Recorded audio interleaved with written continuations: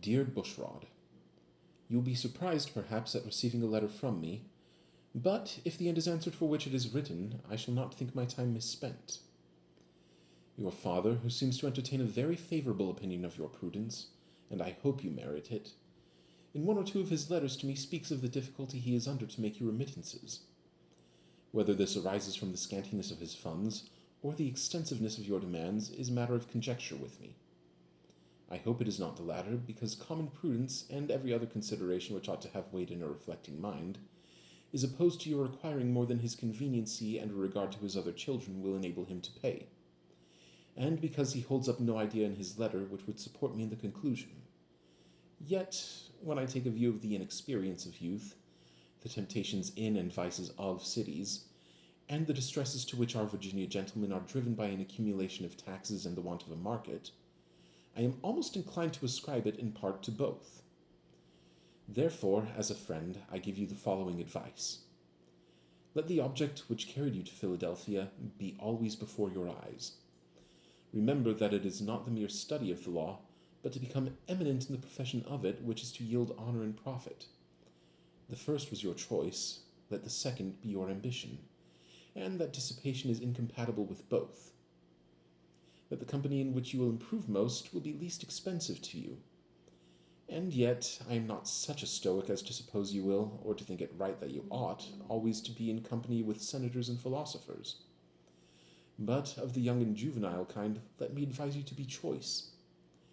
It is easy to make acquaintances, but very difficult to shake them off, however irksome and unprofitable they are found after we have once committed ourselves to them. The indiscretions and scrapes which very often they involuntarily lead one into proves equally distressing and disgraceful. Be courteous to all, but intimate with few, and let those few be well tried before you give them your confidence. True friendship is a plant of slow growth, and must undergo and withstand the shocks of adversity before it is entitled to the appellation. Let your heart feel for the affliction and distresses of everyone, and let your hand give in proportion to your purse, remembering always the estimation of the widow's mite. But that it is not every one who asketh that deserveth charity. All, however, are worthy of the inquiry, or the deserving may suffer. Do not conceive that fine clothes make fine men, any more than fine feathers make fine birds. A plain genteel dress is more admired and obtains more credit than lace and embroidery in the eyes of the judicious and sensible. The last thing I shall mention is first of importance, and that is to avoid gaming. This is a vice which is productive of every possible evil, equally injurious to the morals and health of its votaries. It is the child of avarice, the brother of iniquity, and the father of mischief.